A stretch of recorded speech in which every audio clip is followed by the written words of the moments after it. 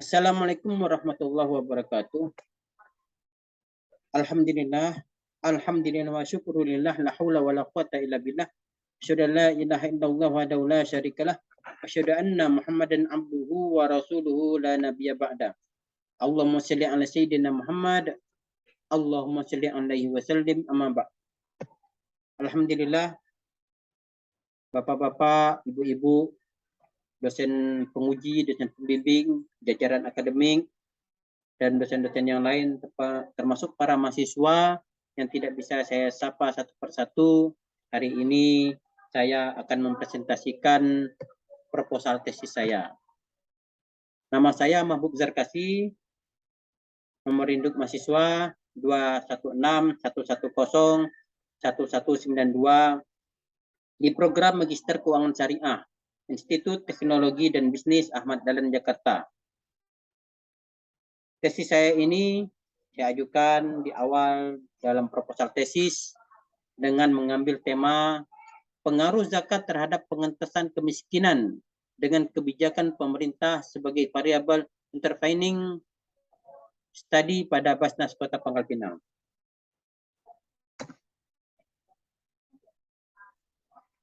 Di sini dasar pemikiran saya yaitu melihat jumlah penduduk di Indonesia dan Pangkal Pinang di tahun 2021. Jumlah penduduk itu bersumber dari data katalog BPS yang diterbitkan oleh BPS tahun 2022 halaman 88. Jumlah penduduk Indonesia itu sebanyak 272.682.000 jiwa. Jumlah penduduk muslimnya 237.530.000 jiwa. Sedangkan jumlah penduduk miskin di Indonesia itu 9,71%. Kemudian di Pangkal Pinang jumlah penduduknya 221.988 jiwa dengan jumlah penduduk muslimnya sebanyak 189.468 jiwa atau sebanyak 85%,35 itu jumlah penduduk muslim di Pangkal Pinang. Jumlah penduduk miskinnya terdata itu 4,76%. Nah, ini sangat menarik. Jumlah penduduk Pangkal Pinang, yang mana saya tinggal di Pangkal Pinang, di pulau ibu kota provinsi, sehingga saya jadikan lokus penelitian ini, itu hanya sekitar setengah dari persentase di Indonesia. Artinya apa? Kami penduduk di pulau ini sepertinya lebih sejahtera gitu. Zakat fitrah, ini kan kita bicara data zakat fitrah saja. Jumlah zakat fitrah itu kalau dikumpulkan dari jumlah penduduk muslim itu dikalikan dengan 2,5 kg. Kalau di Indonesia itu zakat fitrah itu 2,5 kg. Maka jumlah zakat dikumpulkan itu 593 ton 825 kg. Itu kalau didistribusikan ke penduduk miskin sebanyak 9,71% itu, maka didistribusikan ke 23 juta jiwa. Maka setiap warga fakir miskin itu akan mendapatkan beras zakat fitrah itu per jiwanya itu 25,82 kg. Di mana tingkat konsumsi per orang per harinya itu 312 gram, maka beras itu akan cukup per orangnya hingga 83 hari. Begitu juga Pangkal Pinang, itu lebih menarik lagi. Jumlah zakat fitrah itu terkumpulkan itu tuh dikali 2,5 kg dari jumlah penduduk muslim itu akan terkumpul 473.670 kg. Yang didistribusikan kalau dipresentasikan jumlah penduduk miskin tadi, maka akan didapatkan angka 9.019 jiwa. Maka setiap warga fakir miskin akan mendapatkan beras itu 52,5 kg per orang per jiwa. Artinya 2 kali lipat bila beras yang dikumpulkan Pangkal Pinang dibagikan di Pangkal Pinang kepada penduduk miskinnya, akan terbagi per orangnya itu mendapatkan 52,5 kg atau cukup untuk 168 hari. Hampir setengah tahun penduduk miskin itu tak perlu beli beras. Seperti itu. Nah, ada pendapat ketentuan zakat fitrah itu, zakat fitrah didistribusikan hanya untuk warga fakir miskin dalam Islam. Bukan 8 asnaf, tapi ke fakir miskin saja. Ini belum termasuk zakat lainnya. Seperti zakat mal, zakat pertanian, peternakan, perdagangan, pertambangan, zakat profesi yang belum tergali secara maksimal. Belum lagi ada infak dan sedekah, maka pemenuhan kebutuhan pangan masyarakat akan lebih terjamin. Apalagi lebih tepat sasaran, apalagi dikelola dengan benar, secara profesional. Itu akan lebih menarik lagi. Bisa jadi filantropi yang terjadi, yang kejadian di kekhilafahan Umar bin Abdul Aziz dulu, sampai tidak ada penduduk yang mau menerima zakat. Mereka merasa semuanya mampu, mereka bukan termasuk mustahik zakat. Maka ini luar biasa dan bisa terjadi di Indonesia. Berikut ini rumusan masalah dan penelitian. Pertama, bagaimana pengaruh zakat terhadap pengentasan kemiskinan di Kota Pangkal Pinang. Kedua, bagaimana pengaruh kebijakan pemerintah terkait penerimaan zakat terhadap pengentasan kemiskinan di Kota Pangkal Pinang. Ketiga, bagaimana pengaruh zakat terhadap pengentasan kemiskinan di Kota Pangkal Pinang dengan kebijakan pemerintah sebagai variabel intervening.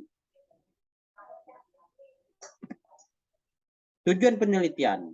Tujuan penelitian ini pertama, bagaimana pengaruh zakat terhadap pengentasan kemiskinan di Kota Pangkal Pinang, bagaimana pengaruh kebijakan pemerintah terkait penerimaan zakat terhadap pengentasan kemiskinan di Kota Pangkal Pinang, bagaimana pengaruh zakat terhadap pengentasan kemiskinan di Kota Pangkal Pinang dengan kebijakan pemerintah sebagai variabel intervening itu tercapai.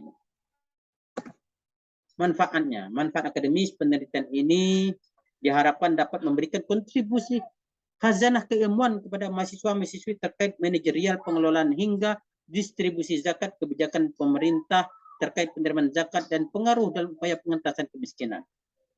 Kedua, manfaat praktis penelitian ini dapat memberikan pengetahuan untuk menambah wawasan serta khazanah keilmuan bagi penulis dan seluruh pembaca pada umumnya. Manfaat bagi masyarakat.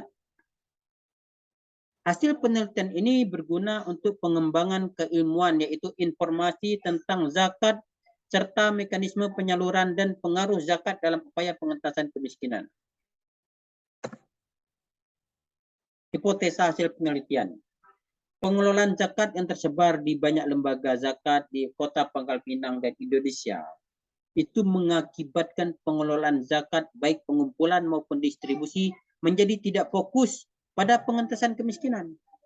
Maka perlu dilakukan pelembagaan yang terukur dan terpusat dengan memasukkan ke dalam satu pos khusus dalam APBN dan APBD. Sehingga data itu masuk ke pos APBN, kemudian akan didistribusikan ke 8 asnaf tadi. Hanya di situ. Artinya apa? Tidak masuk ke perbendaharaan negara untuk pembangunan dan lain-lain, tapi melalui misalnya hari ini ditetapkan Basnas. Maka Basnas lah yang mengelola baik itu pengumpulan maupun distribusinya, walaupun datanya masuk APBN. Macam-macam zakat. Zakat itu ada zakat fitrah, zakat mal, zakat hasil perniagaan, zakat pertanian, zakat peternakan, pertambangan, ada zakat penghasilan atau profesi. Siapa sih mustahik zakat? Mustahik zakat itu atau penerima zakat itu pertama fakir. Mereka yang hampir tidak memiliki apa-apa sehingga tidak mampu memenuhi kebutuhan pokok hidup. Miskin yang memiliki harta namun tidak cukup untuk memenuhi kebutuhan dasar untuk hidup. Maka fakir miskin ini kita anggap orang yang tidak cukuplah untuk memenuhi kebutuhannya. Amil, mereka yang mengumpulkan, mendata orang-orang, harta orang, kemudian mendistribusikan zakat tersebut ke siapa yang berhak, seperti itu. Mualaf, mereka yang baru masuk Islam dan membutuhkan bantuan untuk menguatkan dalam tauhid dan syariah. Nah, ini biasanya dibatasi kalau di zaman di era sekarang ini itu dibatasi misalnya kan 3 tahun. Ada hamba sahaya, budak yang ingin memerdekakan diri itu bisa diberikan zakat sehingga dia bisa membebaskan dirinya. Hari ini hamba sahaya sudah tidak ada. Ghorimin, mereka yang berhutang untuk kebutuhan hidup dalam mempertahankan jiwa dan izahnya, kemuliaannya, sehingga dia tidak mengemis, tidak meminta-minta. Maka ini kaum muslimin itu terjaga izahnya. Mereka ketika tidak mampu, mereka terhutang, akan dibantu sebagai asnaf di sini nih sebagai ghorimin. Ada fisabilillah, yaitu mereka yang berjuang di jalan Allah dalam bentuk kegiatan dakwah, jihad dan sebagainya.